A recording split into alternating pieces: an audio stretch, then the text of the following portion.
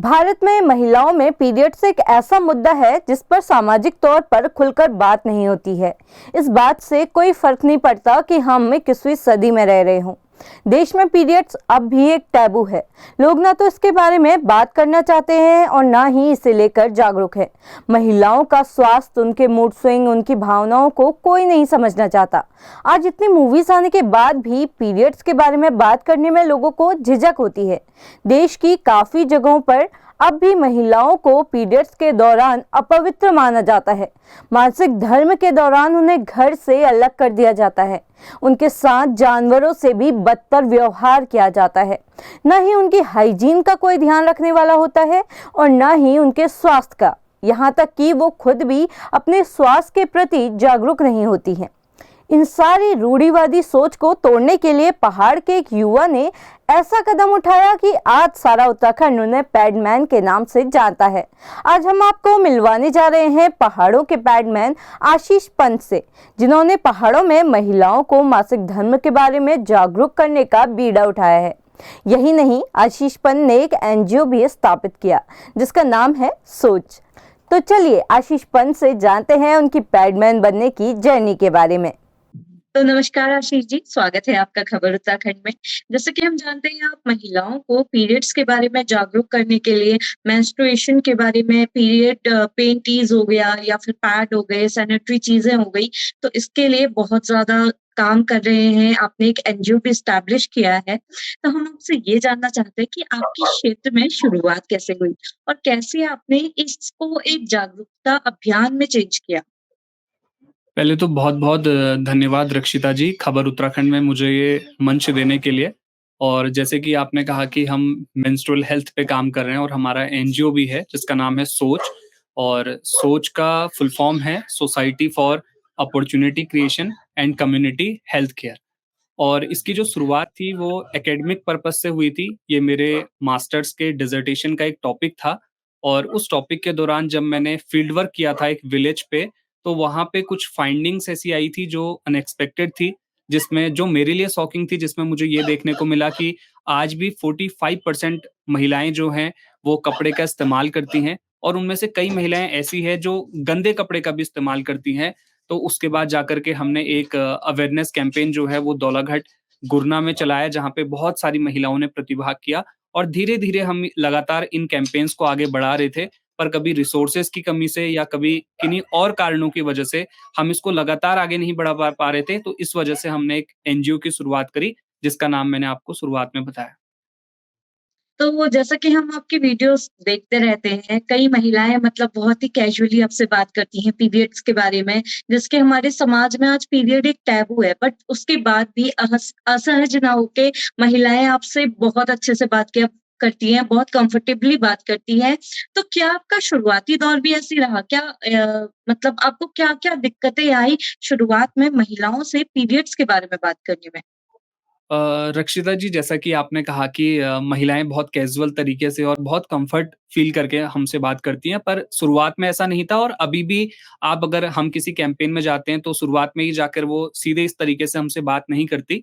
मुझे लगता है ये 4 साल का एक एक्सपीरियंस लर्निंग मैं इसको कहूँगा कि हमने लगातार लोगों से इंटरेक्शन किया और हमने एक ऐसी मेथड को क्रैक किया कि कैसे हम लोगों को कंफर्ट फील करवा सकते हैं। तो हमारा ये पूरा एक मेथड है कि किसके तहत हमने कैसे बात करनी है, कौन से एडोलसेंट गर्ल्स के साथ अगर हमने काम करना है तो कौन-सी मेथड को यूज़ कर सकते हैं, या एज्ड वुमेन्स के साथ हमने अगर काम करना है तो हम कैसे उनसे बात कर सकते हैं। शुरुआत में बिल्कुल भी आसान नहीं रहा, क्योंकि एक लड़का होते हुए जब आप एक ऐसे सेंसिटिव टॉपिक जो सोसाइटी के द्वारा बनाया गया है, उस पर काम करना कभी भी आसान नहीं रहता है। पहले तो मुझे गाँव में परमिशन के लिए ही अलाउ नहीं करा, तो बहुत सारे ऐसे चैलेंजेस थे कि आप कभी गाँव में एंटर नहीं कर सकते या कैसे महिलाओं से बात करोगे? मेरे साथ उस समय इवन कोई ऐसा मेरा कोई फीमेल फ्रेंड भी नहीं था। तो बड़ी मुश्किल से मुझे एक फीमेल कलीग मिली थी अपने स्टार्टिंग कॉलेज के समय पे, जब मैंने इसकी शुरुआत करी थी। तो वहाँ से धीरे-धीरे आगे बढ़ते हुए पहले तो हमने कुछ साल लड़कों ने 3 हम 2-3 लड़के थे जिन्होंने इस पे काम किया, फिर उसके बाद जाकर के लड़कियाँ हमसे जुड़ी। तो मुझे लगता है एक एक्सपीरियंस लर्निंग है, जो हमने सीखी है इन 3-4 सालों में कि कैसे हम महिलाओं को कम्फर्ट फ़ील करा सकते हैं, तो मुझे लगता है ये उसी का नतीजा है। बहुत बढ़िया आशीष जी। तो जैसा कि आप सैनिटरी पैड के बारे में जागरूक करते हैं विमेन्स को, तो इस सैनिटरी पैड के बारे में जागरूक करने में आपको किन-किन दिक्कतों का सामना करना पड़ता है और आप उससे कैसे निपट रहे हैं? जैसे कि आपने कहा कि सैनिटरी पैड को हम उनको जागरूक करते हैं, तो जब हम विलेज लेवल पे जाते हैं या जब हम स्कूल्स पे भी जाते हैं, जो गवर्नमेंट स्कूल्स हैं, तो वहाँ पे हम देखते हैं कि बहुत सारी एडोलसेंट गर्ल्स ऐसी हैं, जिनको सैनिटरी पैड कैसे इस्तेमाल करना है, इस बारे में अभी जानकारी ही नहीं है।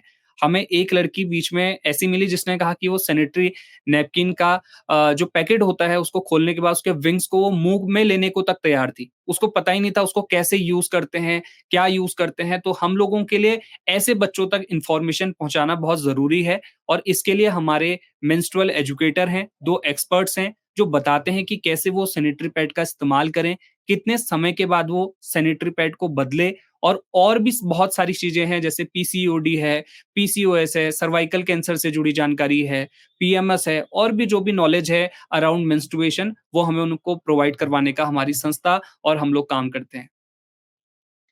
जैसा कि हम जानते हैं कि पीरियड्स जो है एक टैबू है और पहाड़ों में क्या, मैदानों में क्या, हर इलाके में वुमेन्स को बहुत ही बदतर तरीके से ट्रीट किया जाता है, किसी-किसी जगह, सब जगह नहीं। तो ऐसी वर्जनाएँ, ऐसे मिथकों को कैसे तोड़ा जा सकता है?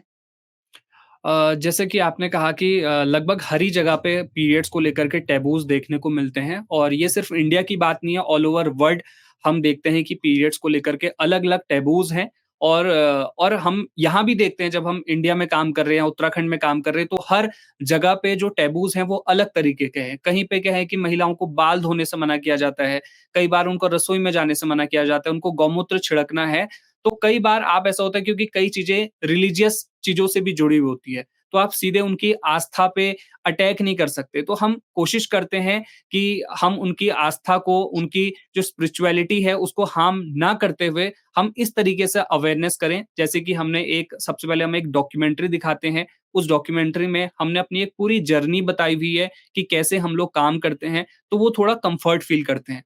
उसके बाद हम उनको साइंटिफिक इन्फॉर्मेशन देते हैं कि पीरियड्स क्यों होता है, कैसे होता है और किन-किन बातों का हमें उस समय ध्यान रखना चाहिए। और उसके अलावा जैसा कि मैंने इससे पहले भी कहा कि जो एक एक्सपीरियंस लर्निंग है कि आप अपनी पर्सनल स्टोरी से उनको कनेक्ट कर पाएँ, तब वो समझेंगे कि हाँ, वाक़ई में पीरियड्स एक नेचुरल प्रोसेस है और अगर हम इस समय पे अपनी हाइजीन को मेंटेन नहीं करेंगे, इस समय पे अगर हम उन्हीं टैबूज़ को अगर हम पालन करेंगे, तो हमारे साथ हमें भी कई स्वास्थ्य संबंधित जो समस्याएँ हैं, उसका सामना करना पड़ सकता है।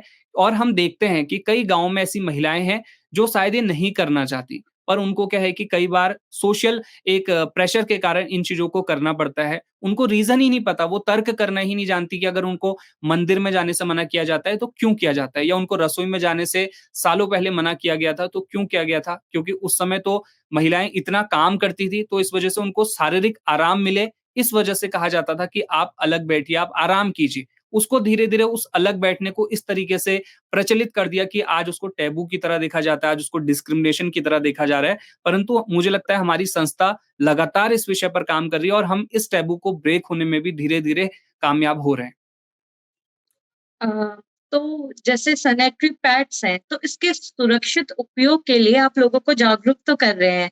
तो अब आपका नेक्स्ट स्टेप क्या है? क्योंकि इस पे आपको काफ़ी फ़ेम मिल गया, आप बहुत अच्छे से अपने एनजीओ के थ्रू जागरूक कर रहे हैं लड़कियों को, महिलाओं को, बहुत सारे गाँव में जा रहे हैं, बहुत सारी लड़कियों के स्कूल्स में जा रहे हैं, जहाँ आप उनको बता रहे हो इस सब के बारे में। तो अब आपका इसके अगला स्टेप क्या रहेगा? देखिए रक्षिता जी, जैसे आपने कहा कि हम लोग इस पे काम कर रहे हैं, हम लोगों को काफ़ी इस पे फ़ेम भी मिल गया। पर मैं इसको इस तरीके से समझता हूँ और देखता हूँ कि हम तकरीबन 4 से साढ़े 4 सालों से इस विषय पर काम कर रहे हैं और इन 4 साढ़े 4 सालों में हमने बिना किसी रिसोर्सेज़ के, बिना किसी गवर्नमेंट फंडिंग के, बिना किसी किसी ऑर्गनाइज़ेशन की फंडिंग के, हमने अपने ऑर्गनाइज़ेशन को, हमने अपने काम को सस्टेन किया है। और ये काम हमने सस्टेन अपने फंड से किया है, हमने क्राउड फंडिंग से किया है। लोगों की मदद से किया है। तो और हमने इसके साथ-साथ सिर्फ़ सैनिटरी पैड ही नहीं, हमने सैनिटरी पैड के अल्टरनेटिव मेंस्ट्रुअल कप को भी इंट्रोड्यूस किया है। मेंस्ट्रुअल कप को लेकर के हमने एजुकेशन डिपार्टमेंट की लड़कियों के साथ काम किया, जहाँ हमने 160 मेंस्ट्रुअल कप उनको मतलब फ्री ऑफ कॉस्ट हमने डिस्ट्रीब्यूट किए और मेंस्ट्रुअल कप को कैसे यूज़ में लाना है, ये चीज़ों के बारे में भी बताया। तो सिर्फ सैनिटरी पैड नहीं, बल्कि सैनिटरी पैड का जो एक बेटर अल्टरनेटिव आज हमारे पास है, मेंस्ट्रुअल कप है, हम उसको लेकर के भी काम कर रहे हैं। हम अडल्ट्स एंड गर्ल्स के बीच में जाके सबसे पहले उनका डेटा कलेक्ट करते हैं, क्योंकि हमारा जो ऑर्गेनाइजेशन है, वो डेटा ओरिएंटेड काम करता है। और हम डेटा में देखते हैं कि कितने लोगों को जो अवेयरनेस का उनका लेवल है कितना है, कितने लोगों को पता है पीसीओडी क्या है, कितने लोगों को पता है पीसीओएस क्या है। क्योंकि रक्षिता जी, जो एक आंकड़ा है वो आज ये कहता है कि हर 10 में से 1 लड़की आज कहीं न कहीं पीसीओडी से जुड़ी हुई है या पीसीओडी का उसको प्रॉब्लम है। तो एडोलसेंट एज में सबसे बड़ा चैलेंज ये है कि उनको पता चले कि पीसीओडी के समय उन्होंने किन बातों का ध्यान रखना है और पीसीओडी के सिम्पटम्स क्या हैं, उनको कैसे पता चले हाँ, मुझे पीसीओडी है। इसके अलावा हम विलेज लेवल पे भी बहुत सारे प्रोग्राम्स कर रहे हैं, जिसपे हम क्या है कि सैनिटरी पैड डिस्ट्रीब्यूशन के साथ-साथ अवेयरनेस है या टाइमली डिस्ट्रीब्यूशन, सिर्फ ऐसा नहीं कि वन टाइम डिस्ट्रीब्यूशन। क्योंकि अभी हमने धामस गाँव में एक पैड बैंक को शुरू किया, जहाँ पे हम निःशुल्क रूप से कंटिन्यू हर महीने उन तक सैनिटरी पैड पहुँचाने की कोशिश कर रहे हैं। और आपके चैनल के माध्यम से मैं आपको ये बताना चाहता हूँ कि जैसे मैंने कहा, हम बिना किसी रिसोर्सेज़ के इस एनजीओ को या इस काम को सस्टेन कर रहे हैं। तो लोगों का अगर हमें सहयोग मिलते रहेगा, तो हम इस काम को लेकर के और आगे तक जा सकते हैं और बहुत सारे प्रोजेक्ट प्लान कर सकते हैं। बहुत-बहुत धन्यवाद आशीष जी हमसे जुड़ने के लिए और आप ऐसे ही पीरियड्स के बारे में लड़कियों को जागरूक करते रहें, लोगों को जागरूक करते रहें, हमारे समाज को जागरूक करते रहें और आपका हमें समय देने के लिए बहुत-बहुत धन्यवाद। बहुत-बहुत धन्यवाद रक्षिता जी। मुझे भी बहुत अच्छा लगा कि आपके चैनल ने ये कदम उठाया है कि इस तरीके के टॉपिक को, जो समाज में अछूता रह गया है, जिसके बारे में आज कोई बात नहीं करता या जो इसके बारे में बात करना इतना ज़रूरी भी नहीं समझता, आप ऐसे विषय को लेकर के आई हैं और इस विषय पर बात कर रही हैं। आपका भी बहुत-बहुत धन्यवाद। आप देख रहे हैं खबर उत्तराखंड। अगर आप हमें फेसबुक पर देख रहे हैं तो हमारे पेज को फॉलो करना बिल्कुल भी ना भूलें, और अगर आप हमें यूट्यूब पे देख रहे हैं तो हमारे चैनल को लाइक, शेयर, सब्सक्राइब जरूर करें।